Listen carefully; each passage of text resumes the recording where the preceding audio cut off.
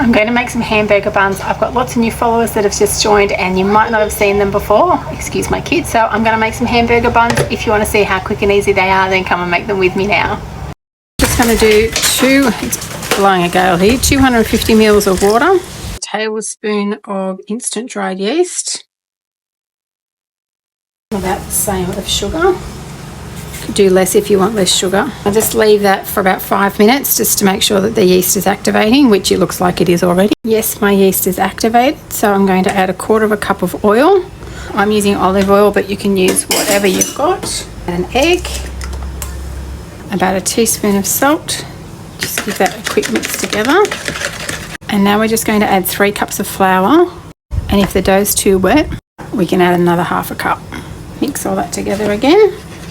And once I've got it to this kind of shaggy dough, now I'm just going to start doing it by hand.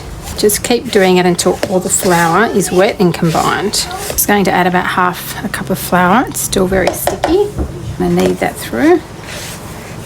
It's all combined, so I'm just going to knead this. You don't have to knead this for very long. I think it still turns out fine. Just until it's nice and smooth. If it starts to stick to your hands when you're kneading it, just get a little bit of flour. Keep kneading. I think this will do, so I'm just going to pop it in my bowl and cover it and leave that for about an hour or so till it's doubled in size.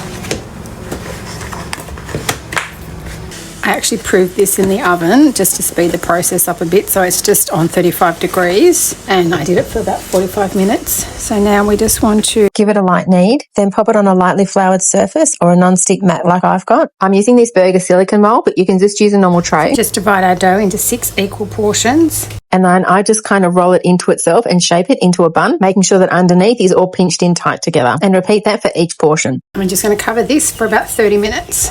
So it's been about half an hour. Look at that. I am going to brush them with just a little bit of milk, but very gentle, not to deflate them. And I do have my oven preheating at 180 fan forced. I'm going to use this Mingle Everything seasoning. I'm going to do a little sprinkle over the top. You could put sesame seeds on it, you could put nothing on it, everything but the bagel, whatever you prefer. Now I'm going to pop these in the oven for probably about 15 minutes.